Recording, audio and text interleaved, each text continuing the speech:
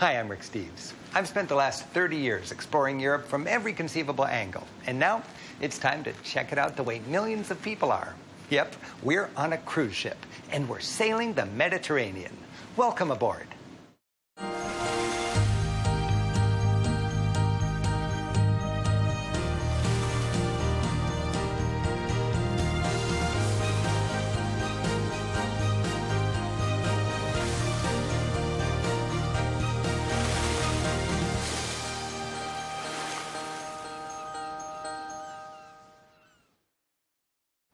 Cruising is really popular these days. In this special, I'd like to explore the ins and outs and pros and cons of this travel option. Sailing from Barcelona to Athens with stops all along the way, I'll toggle from floating resort to exciting days on shore, nearly each day in a different country. Massive cruise ships serve as both transportation and a floating hotel. From our ship, we'll visit some of the great ports of the Mediterranean and venture inland to some of Europe's iconic sites. We'll savor romantic island getaways and some lazy time on the beach. We'll learn how to make the most of the cruising experience, avoiding lines, eating quick but local, while exercising independence to get the most out of limited time on shore. Along with the efficiencies of cruising, we'll show the downsides, the inevitable congestion and commercialization that comes with mass tourism. And as we sail from port to port, we'll enjoy our time on board the ship, a virtual playground at sea. The Mediterranean Sea is bounded by North Africa, Europe, and the Middle East. The typical cruise itinerary covers the great European ports. While most cruises focus on either the west or the east, we'll do a little of both. Stopping in Barcelona, Nice for the French Riviera, La Spezia for Florence, Civitavecchia for Rome, Naples, Malta, Athens, Mykonos, and Santorini. I'm not here to promote or put down cruising. For some people, it's a great choice, and for others, it's not. Cruising can be economical, with your transportation, room, and meals all included in one price. It can be ideal for those who want everything taken care of for their vacation. And it can also be an efficient platform for independent types who want to shape their own adventures each day. While there may be a lot of things to enjoy on the ship, the reason I cruise the Mediterranean is to experience the Mediterranean. The Mediterranean world is filled with wonder and richly rewards the well-organized traveler. The cultural variety seems endless, and it shows itself in traditions, cuisines, and a distinctive love of life. For thousands of years, this was the center of Western civilization. Exploring the Mediterranean, you'll enjoy the sweep of art history, from ancient treasures to the dazzling accomplishments of the Renaissance to modern wonders. And it's just flat out beautiful. No wonder the rich and fabulous have built their palaces and villas here since ancient times.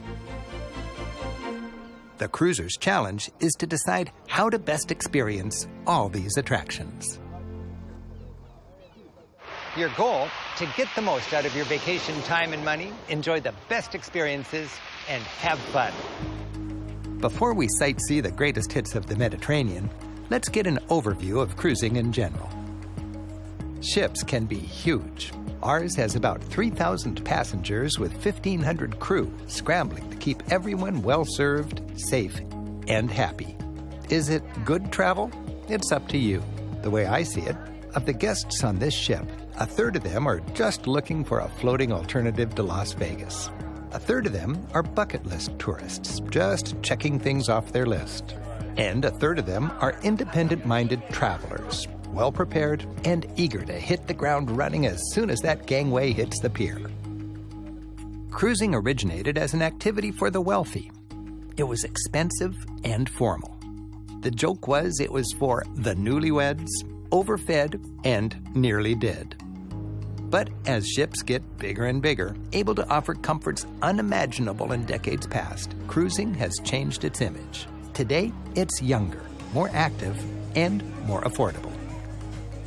Most Mediterranean cruises start and end in Venice, Rome, or Barcelona.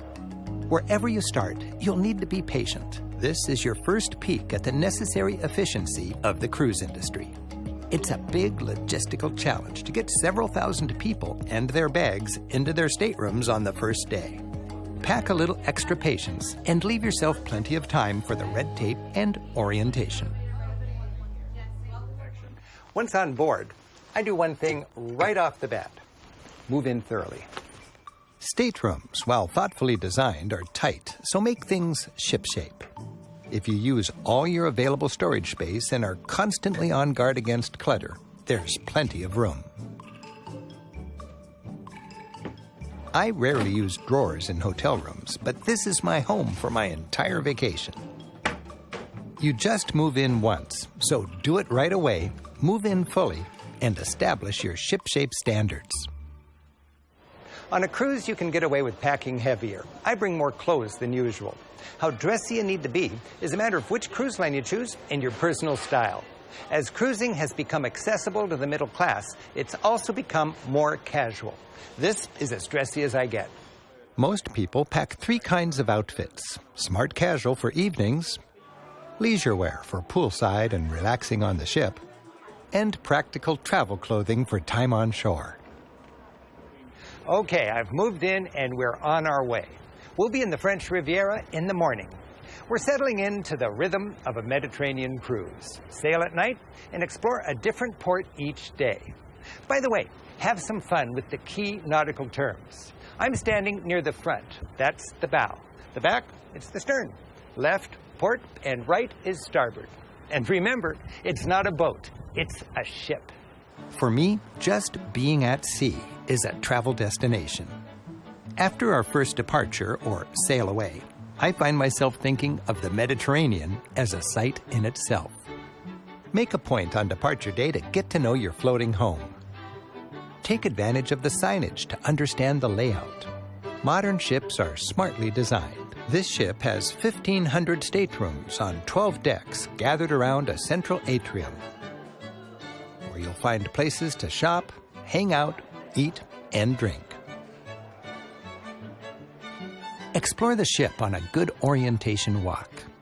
The library is generally quiet and empty.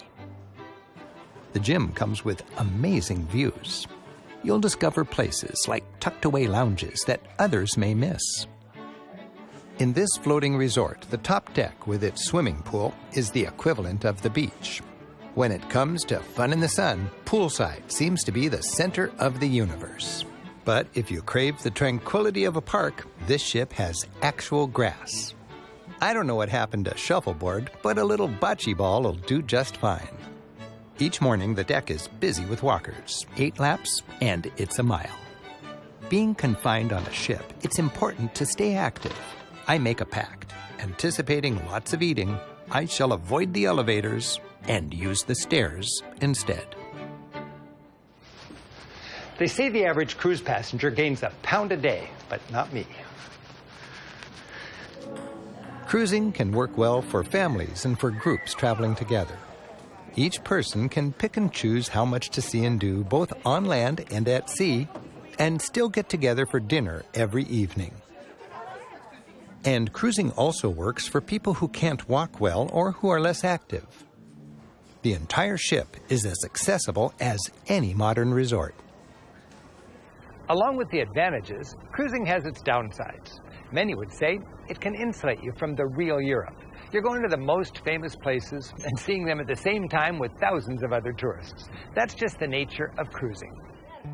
Those who don't make a concerted effort at minimizing the crowds may come home with memories of congestion and lots of wasted time. Cruise ships drop large numbers of people in the same place at the same time. Small ports can be overwhelmed by crowds when the ship's in port. Even worse when several ships are there on the same day. And then, when the ships sail away, the port suddenly becomes less crowded and more romantic. Something cruisers won't experience because they're back on the ship heading to the next port. Many cruisers are not very energetic sightseers. If you are, get out early as possible and come back late as you can. Doing this, you'll enjoy fewer crowds and more unforgettable moments. With each port, you've got sightseeing options. You can take the organized bus tour and be on their timetable, or you can hire a private guide. You can use a guidebook and be your own guide, or you can just hang out and be thoroughly on vacation. There's no right or wrong. It depends on your mood and your style. Many cruise travelers invest in the cruise line's shore excursions. Excursions can be active or easy, fully guided, or just providing transportation and free time. While pricey, they can also be a time and cost-effective way to cover those must-see sights and experiences. And there's usually a bus tour option designed for people with limited mobility. But as these tours target the touristy clichés and many buses hit the same sites at the same time, you'll often be right in the thick of the crowds. If you're not purchasing the cruise ship sightseeing package, you've got an array of fine alternatives. Mediterranean ports seem to be designed as springboards for independent travelers. In most port terminals, you'll find reputable local companies offering essentially the same tours as the cruise lines for a fraction of the cost. Another option, book a private guide in advance. It's a comfort to be met at the port with a warm, personal welcome. Legions of private guides earn their living serving cruisers directly. You can book a guide and share the cost. 4 people hiring a guide with a car cost about the same as 4 people taking the cruise excursion. And with a guide, you get your own private teacher. You're sure to know the way to the summit. And you enjoy the freedom to go at your own pace. And you can simply be your own guide. You'll find helpful tourist offices, and most ports are well served by public transit. Independent types and those on a tight budget can use a guidebook. There are handy guidebooks designed to help you get the most out of your time in port. And taking advantage of apps featuring self-guided walks on your smartphone empowers the independent traveler with plenty of good touring information. In many big cities, hop-on, hop-off companies offer do-it-yourselfers economic and efficient transportation. Buses meet the cruise ships at the port and offer big loop tours connecting major sites, letting you hop off and on all day long and dropping you back at the port. And finally, you're on vacation. You have the option to do nothing. Anyone can simply walk or catch a ride into the town center and just delight in a free day. Shopping, browsing, sipping a local drink, or soaking up some sun on the beach.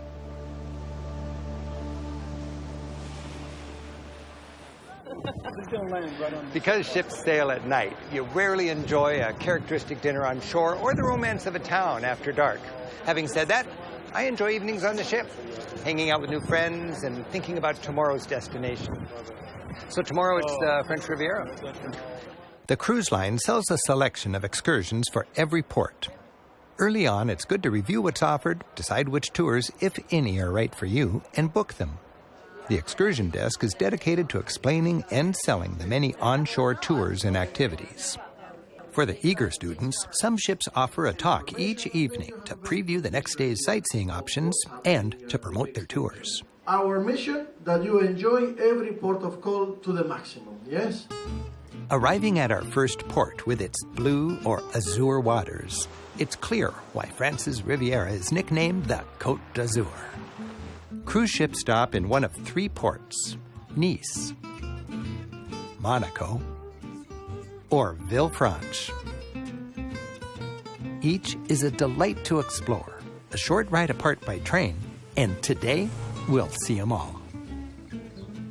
Villefranche has a fine harbor, but it doesn't have a dock big enough for a cruise ship. So we're dropping the hook and getting ashore in a small boat called a tender.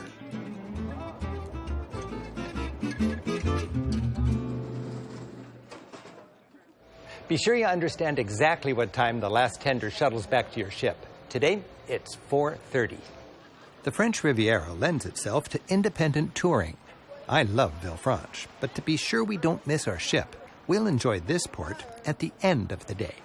While the ship's information desk is designed to sell the cruise line's shore excursions, tourist offices on shore are a service designed to help independent travelers. Okay, I've got maps for each town and a train schedule.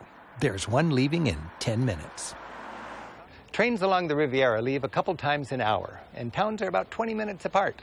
Today, we'll enjoy a couple hours in Nice, a couple hours in Monte Carlo, and then run out the clock back here in Villefranche. We're starting in Nice while the market's still lively. The well-organized traveler can do a lot during an 8-hour stop. Using a good guidebook and public transportation, exploring the French Riviera is a snap. It's fun and economical to take advantage of public transit in the bigger cities. Nice has a single tram line that glides from the train station right to the old center. This is pure France. As I like to say, Nice is nice, and the market is thriving. Un Soca, s'il vous plaît. Here you can savor the distinct flavor of this southeastern corner of France. Beautiful. Soca, the local chickpea bread, is delicious hot off the griddle and just right for a bite on the go. Thank you very much. Merci bien. Thank you. Au revoir. Mediterranean towns make their promenades people-friendly, and Nice's Promenade des Anglais is a fine example. While I could rent a bike, a lazy stroll and some beach time feels just about right. I'll be on the train to Monaco or Monte Carlo in about an hour, but right now, oh yeah.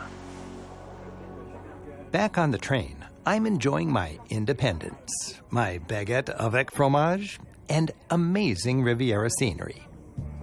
In half an hour, we'll be in Monaco. It's a tiny country about the size of Manhattan. Monaco's dominated by its harbor, and its harbor is filled with massive yachts of massively wealthy tycoons. The city is small enough that you can walk to all of its main sites in a couple of hours. I have time for 2 stops. The famous casino. Imagine all the fortunes won and lost here. Mostly lost. And the cute little royal palace. We're here just in time for the changing of the guard.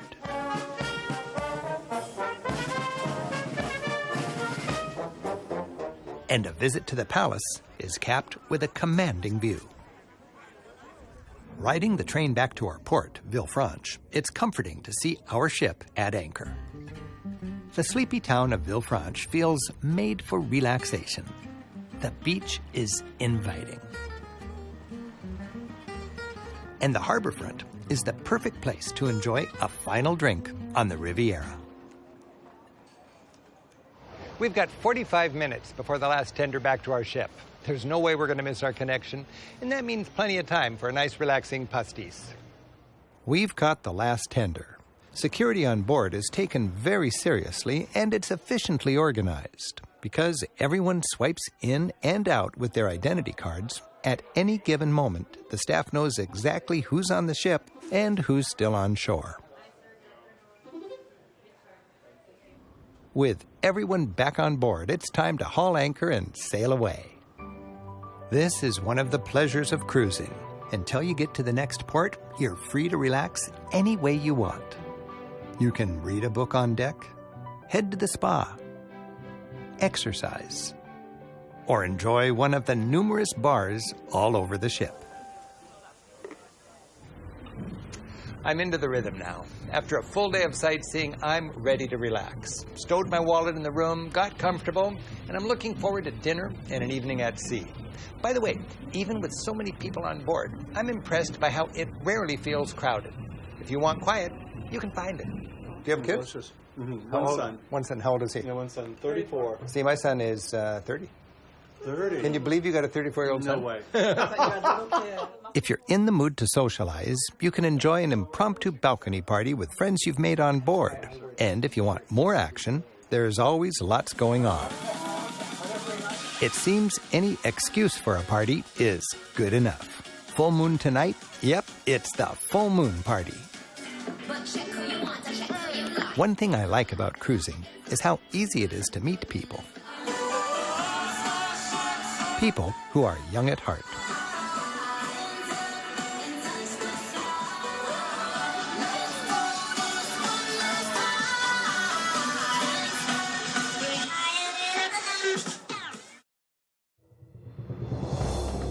Many major cruise destinations are actually landlocked and far from the sea.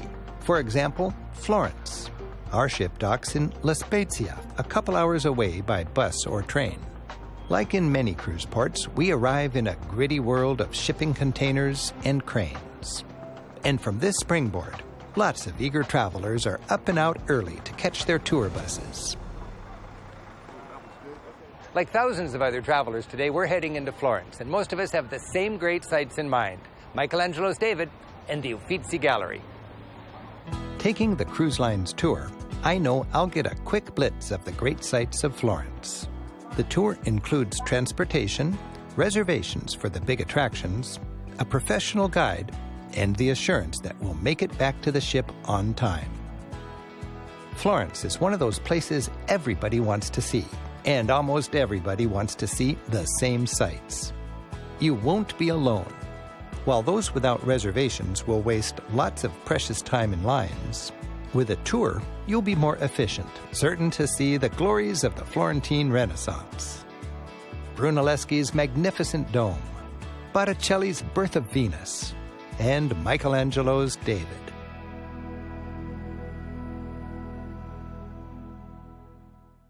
As we make our way toward Rome, let's consider how to stay within your budget while on the ship. Cruise ships are businesses. They need to make money, and there's not much profit in the base cost of a trip. So they need to make more money from land excursions and from extras you buy while on board. Things like gambling, photography, shopping, and alcohol. As smart consumers, it's important to understand the game plan. It's possible, technically, to do the entire cruise with no extra expenses on board. But extras are enticing. They're cleverly sold, and your purchases can really add up. It's a cashless world on the ship. Along with getting you into your stateroom, your handy ID card is how you buy things.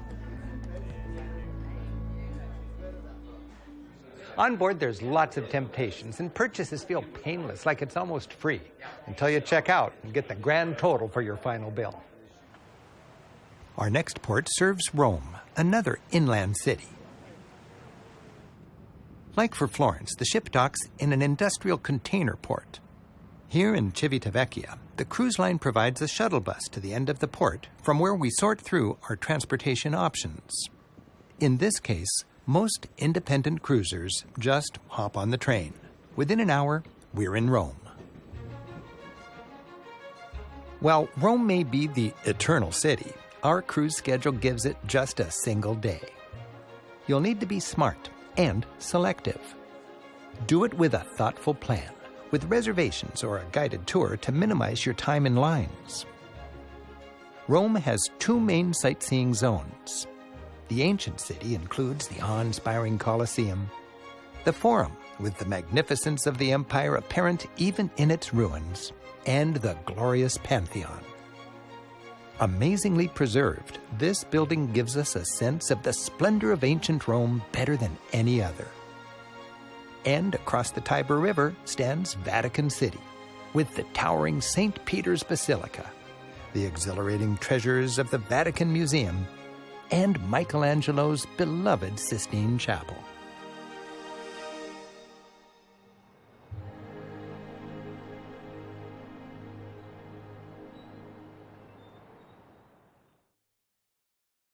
Welcome to the tour, and we're going to head down the main corridor right over here, so everyone just follow me. Back on board, we got tickets for a behind-the-scenes tour of our ship. Modern cruise ships are engineering and technical marvels. We start on the bridge, where the captain and his crew enjoy the ultimate vantage point and state-of-the-art navigational tools to be sure we're on track. In the control room, we learn how the ship is like a sophisticated organism, making its own fresh water from the sea, monitoring its vast power, and making sure all systems are go. Passing through the living quarters of the crew, we're reminded that 1,500 hard-working people live in a parallel world under the carefree vacation decks above. All the product that we have here is coming from Italy, from Holland, and from Spain. The officer in charge of the ship's inventory of food explains how the produce necessary to feed thousands of people is managed. And we finish our tour with a look at the bustling and well-coordinated kitchen, or galley. Our next stop is Naples. I love coming into port. If you're up early, you can enjoy the approach, sunrise over Mount Vesuvius. And here comes one of Europe's most intense yet rewarding cities. Here in Naples, the cruise terminal is right downtown. Along with the conventional cruise line tour buses, you'll find budget alternatives for do-it-yourself travelers. In ports like Naples, the scene can feel aggressive. Stepping through the port security gate, you may find yourself in an assertive scrum of cabbies and tour guides eager to take you for a ride. Well, we could make a deal here on the spot for our sightseeing needs. I've made arrangements in advance. If you're leaving the ship as an independent traveler, remember, cruise ports attract hustlers and con artists, people looking to overcharge naive tourists for their services. Look for fixed and regulated prices. Also, be smart about your valuables. I leave my passport on the ship. Buongiorno. Buongiorno. I am Raffaele. Using my guidebook, I've booked a private tour guide with a car. In moments, we're zipping under Mount Vesuvius and heading for a quick look at Pompeii. While pricey for a solo traveler, we're beating the crowds, and I've got the luxury of my own guide here at one of Europe's great ancient sites.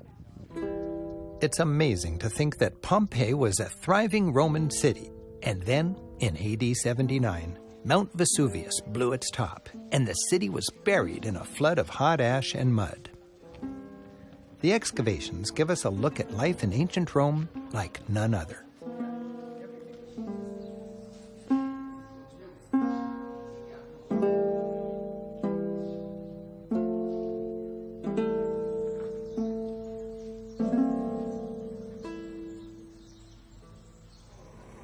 With my driver and guide, I'm nimble and independent. By midday, we're back in Naples, free to see things far from the cruise crowds. This old quarry is the Fontanelle Ossuary. It's been filled with human bones for centuries, a site I bet no one from our ship is visiting today. But it's on my list and perfectly doable. The quarry is filled with bones from emptied church cemeteries. I learned that in the 19th century, Neapolitans would actually adopt a skull, build it a little house, and count on the skull's soul in heaven to advocate for them in times of need.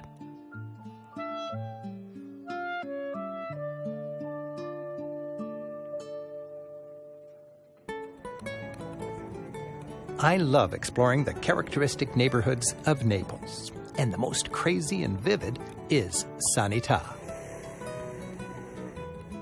Just wandering through this district is a cultural carnival.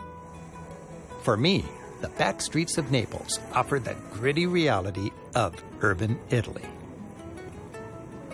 Now within easy striking distance of our ship, I say goodbye to our guide and grab a characteristic lunch in the city famous as the birthplace of pizza. The food on our ship is good, but it generally ignores the cuisine of whatever port we're visiting.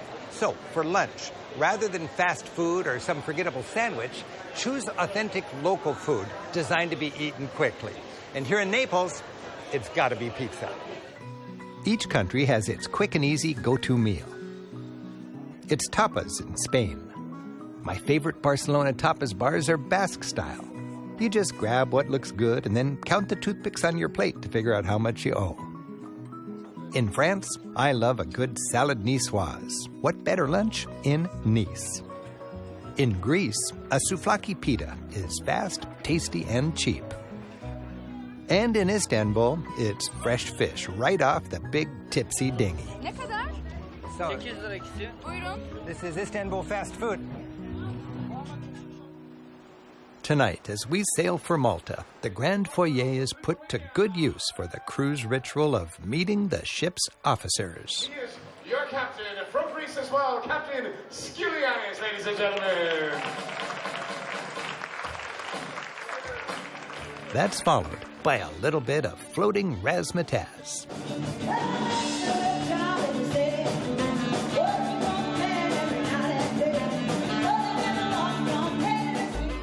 And as the night wears on up at the pool is a chance for everyone to literally dance to their own beat. Wearing headphones, you can select your favorite style of music at the Silent Disco. It's a surreal experience, made even more so by the Graceful Mermaid.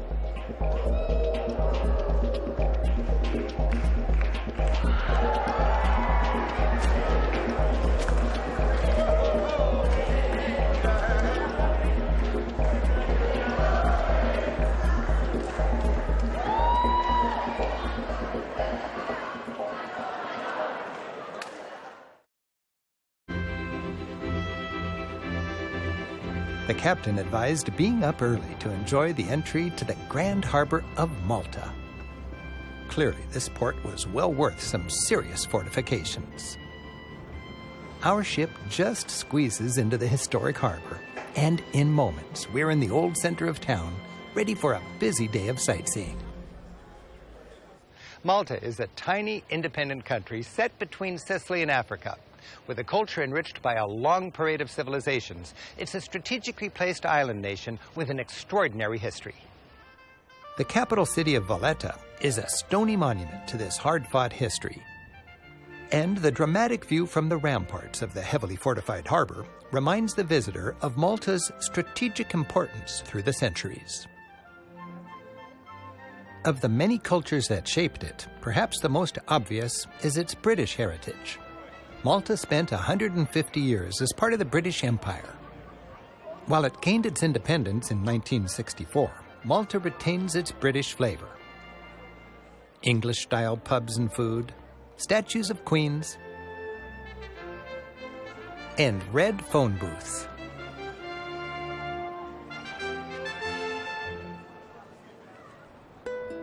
If this feels like a fortress city, it's because it was the capital of the Knights of St. John, also known as the Knights of Malta.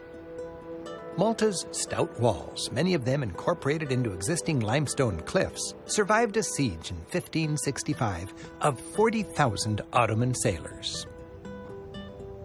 After the Turkish threat passed, the city was ornamented with delightful architecture, including characteristic enclosed balconies called galleria. As you stroll, you'll enjoy an inviting and nostalgic patina of age in its facades. A short drive through Malta's dry and timeless landscape takes us to the fisherman's harbor of Marsaxlák. A favorite with cruise travelers, it's home to a fleet of typical Maltese fishing boats. While Marsaxlák has a fine main square and church, the action is along the harbor, especially during the Sunday market when it's all about fish.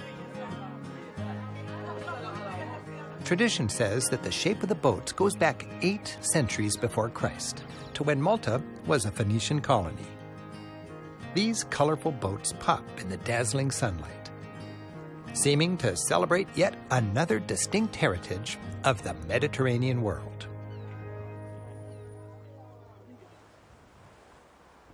When the distance between ports is longer than an overnight ride, the ship spends an entire day at sea.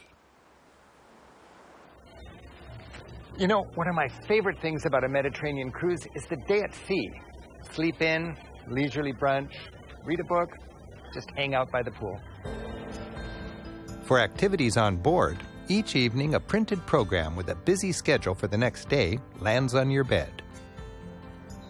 Cruise lines work hard to make time on the ship enjoyable.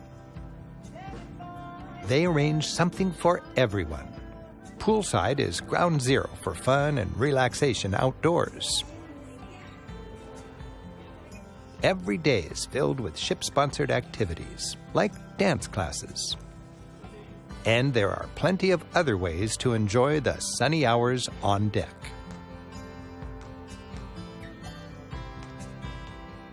Different cruise lines serve different markets. Smaller ships generally charge more and are able to visit smaller ports. Of the big ship options, you have a range of prices and styles. When shopping for a cruise, there are 2 major considerations: the itinerary and the character of the cruise line. It's your choice: family-friendly, young and trendy, older and more mature, and so on. It's pretty obvious by the advertising which market's being targeted and the general style of the passengers you'll be sharing your ship with. Your cruise price will also vary according to your choice of cabin class. Like the vast majority of those on this ship, I'm staying in the basic stateroom. On the newer ships, most rooms come with a small balcony. I enjoy the fresh air, the views, and quiet moments on my own deck. If money's no concern, you have some pretty fancy top-end options. Rooms cost more or less depending on view, size, location, and package of services. Italy juts 600 miles into the Mediterranean. It divides the sea from a cruise itinerary point of view into western ports and eastern ports. We're sailing east into Greece's Aegean Sea for 3 more stops. Next up, Athens. The port of Athens is Piraeus, another industrial springboard serving a popular destination. While Athens is perfectly tourable for the independent traveler, many opt for the cruise line's excursion. Cruise lines excel in efficiency. Before leaving the ship, tourists meet in the theater, get their tour group number, are escorted to their awaiting bus, and meet the guide.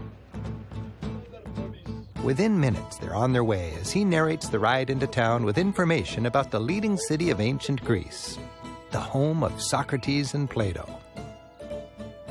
Today, Athens is a sprawling metropolis of 4 million people. But in the 19th century, it was just a small town huddled at the base of its once mighty Acropolis. That old town is today's touristy shopping quarter called the Plaka, with its fun eateries, colorful markets, and shops filled with knickknacks. Next to the modern markets, you'll find the ancient market, the Agora, with one of the best surviving temples from ancient Greece, the Temple of Hephaestus. But everyone's got their sights set on the Acropolis. Our group converges with other groups, and everyone clambers up the famous hill. While cruisers are unavoidably a part of this crush, guides do a good job of managing the cruise ship rush hour each morning. Once on top, tourists marvel at the iconic Parthenon as guides do their best to bring the ruins to life. And from the summit of this historic bluff, all are rewarded with a commanding view of sprawling Athens. After each day of sightseeing, back at the ship, passengers enjoy the ritual welcome, a cool cloth and a refreshing drink, and they're back home in their floating resort. Cruise lines employ a lot of people, a ratio of about 1 worker for every 2 passengers. A typical crew comes from dozens of developing world countries. A fun and extra dimension of cruising is getting to interact with people whose cultures you know almost nothing about. Crew members work very hard, often 7 12-hour days a week for months at a stretch, far from their homes and families. While they don't make much money from a first-world point of view, they make a solid living on their country's scale and are able to help support their families. Their base pay is only a part of their wage, and much of their income is based on tips. Tipping on the ship is automatic. Most cruise lines use an auto tip system with a healthy gratuity added to your bill that generously covers all your service crew. Of course, you can adjust it if you like, and you're welcome to leave a little extra for particular crew members who you especially appreciate. Our last 2 stops are fabled Greek islands in the Aegean Sea. The Isle of Mykonos comes with a classic whitewashed Greek port.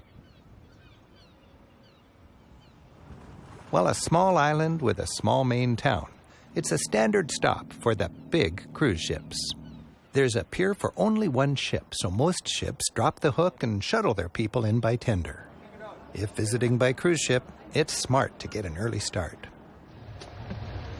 We caught the first tender, beat the crowds and beat the heat. It's easy to enjoy Mykonos town with no planning, no tour, and no guide. This is a stop which lends itself to unstructured free time, just lazing on the beach, wandering and browsing the shops. It's the epitome of a Greek island town, busy breakwater, fine little beach, and inviting lanes.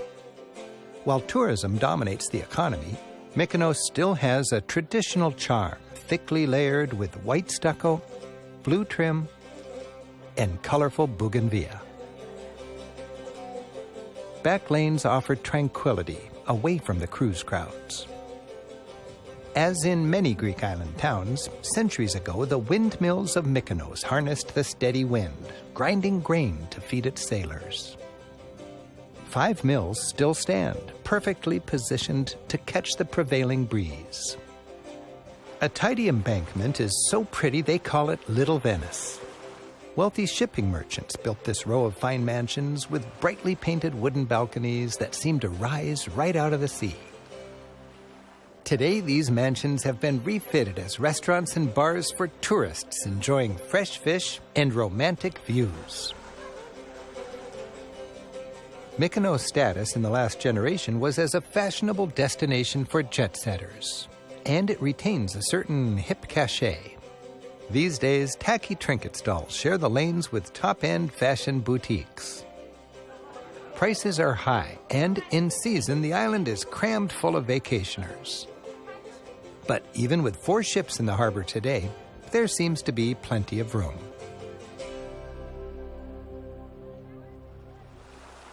There's a range of beaches on Mykonos. The most trendy is Paradise, one of the ultimate party beaches in the Aegean. Presided over by hotels that run bars for young beachgoers, the Paradise action is non-stop. While the beach becomes a raging dance floor after dark, the DJ's busy all day as the cruise set joins backpackers from around the world to enjoy the scene. As is standard around here, beaches rent comfortable lounge furniture with umbrellas. Just plop onto whatever appeals. Don't worry, the drinks will come to you. If you prefer a quieter scene, the more remote beaches are a short drive farther out. While extremely arid, the stony countryside of Mykonos, complete with whitewashed churches and staggering views, is a delight for a quick road trip. Agios Sostis, an old hippie beach at the north end of the island, has none of the thumping party energy of Paradise Beach. It offers little beyond lovely sand, turquoise water, and tranquility. And for many, it's their Greek Isle dream come true. Along with its beaches, Mykonos offers a major historic attraction. It's on an uninhabited neighboring island, a 30-minute shuttle boat ride away. The island of Delos was one of the most important places in the ancient Greek world, with temples honoring the birthplace of the twin gods Apollo and Artemis. Centuries before Christ, Delos attracted pilgrims from across the Western world. Delos was important in 3 different ancient eras. First, as a religious site. Then, as the treasury of the Athenian League. That was sort of the Fort Knox of the ancient world. And later, during Roman times, this was one of the busiest commercial ports in the entire Mediterranean. Delos ranked right up there with Olympia, Athens, and Delphi. Survey the remains of the ancient harbor. Foundations of shops and homes, and hillsides littered with temple remains. The iconic row of sphinx-like lions still heralds the importance of the place. This was one of the Aegean world's finest cities. Imagine Delos in its heyday, a booming center of trade. Streets lined with 3,000 shops where you could buy just about anything. Dazzling mansions of wealthy merchants with colonnaded inner courtyards. There were fine mosaics, like this one of the god Dionysus riding a panther. Culture thrived here, enough to keep this theater, which could seat 6,000, busy.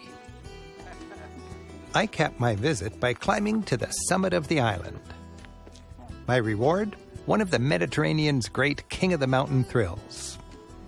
As you observe the chain of islands dramatically swirling in 360 degrees, you can understand why historians believe that these Cycladic islands got their name from the way they make a circle or a cycle around this oh-so-important little island of Delos. Back on the ship, we set sail for our last Greek island. By the nature of a cruise schedule, dinners are at sea. Food is unlimited and generally included. There's a constant risk of overeating. And for some cruisers, there's a temptation to see if you can eat 5 meals a day and still snorkel when you get into port. Traditionally, there's one big dining room where cruisers have a set table and dining time with the same table mates and a chance to get to know their server. But that's changing as people want less formality and more flexibility. Now there are more options, cafes, snack bars, and a burger grill poolside. The standby is the sprawling cafeteria with a huge and efficient selection of food available at almost any hour. There's a vast selection of meats, hot foods, salads, fruit, and desserts. And ships also offer a variety of higher quality specialty restaurants. These are more formal, often require reservations, and come with a surcharge. If you don't mind the extra fee, they can be a romantic and tasty option. Many cruise lines still have formal night, about once a week, usually on the day at sea. While this is becoming more optional, the personality of the ship still changes on these evenings. On our ship, the dress code was called casual chic rather than formal. If you don't want to dress up, no problem. Just steer clear of the formal areas. But for many people, this is the time to put on a suit and tie or a glamorous gown. When you do that, a romantic moment at sea by moonlight is particularly memorable. I enjoy the scenic arrivals and departures by cruise ship. Being on the top deck as you approach the day's destination gives you a quiet, bird's-eye view. Approaching an exotic and fabled island like Santorini as the moon sets and the sun rises, just kissing the lip of the breathtaking cliffs is worth getting up for. Santorini is a dramatic island, the rim of a volcanic crater with spectacular vistas.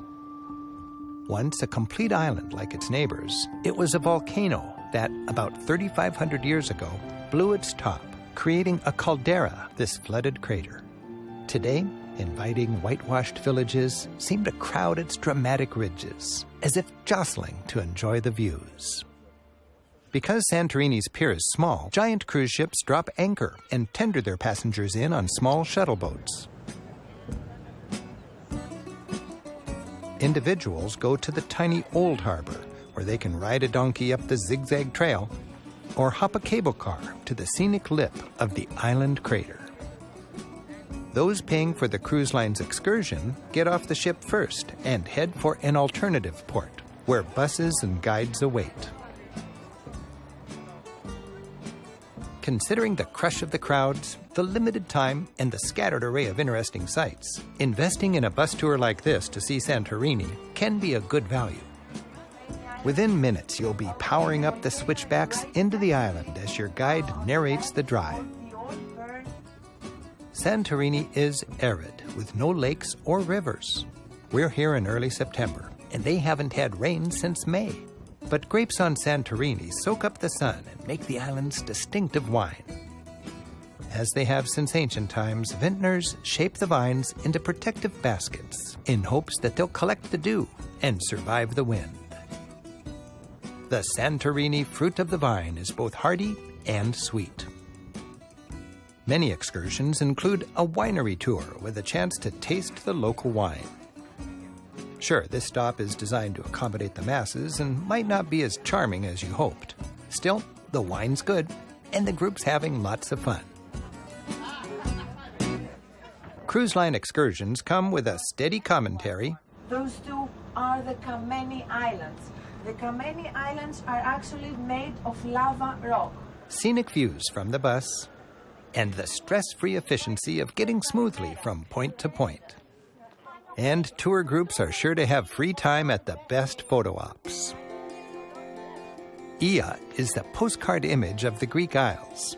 This idyllic ensemble of whitewashed houses and characteristic domes is delicately draped over a steep slope at the top of a cliff. Viewpoints here are some of the most striking in the Greek seas as tourists clamor for just the right angle. Artists fall in love with Oia and move in. Honeymooners find the B&B of their dreams and savor breakfast in unforgettable settings. And at the quiet end of town, the old windmill reminds all of a more rustic age gone by.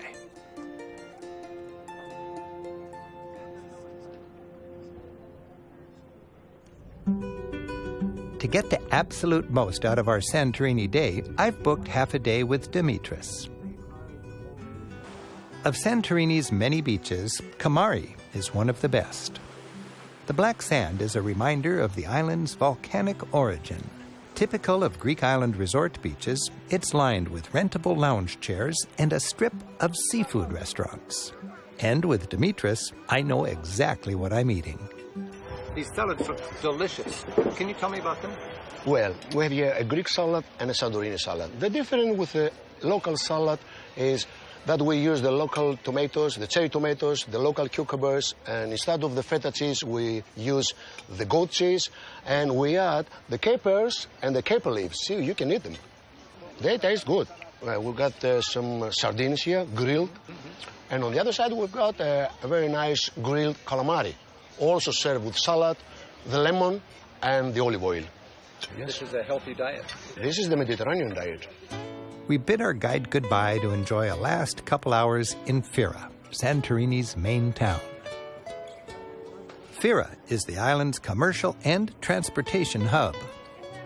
Its main street, thronged with tourists whenever there's a cruise ship in the bay, seems like little more than a long line of shops, cafes, and restaurants, all with staggering views.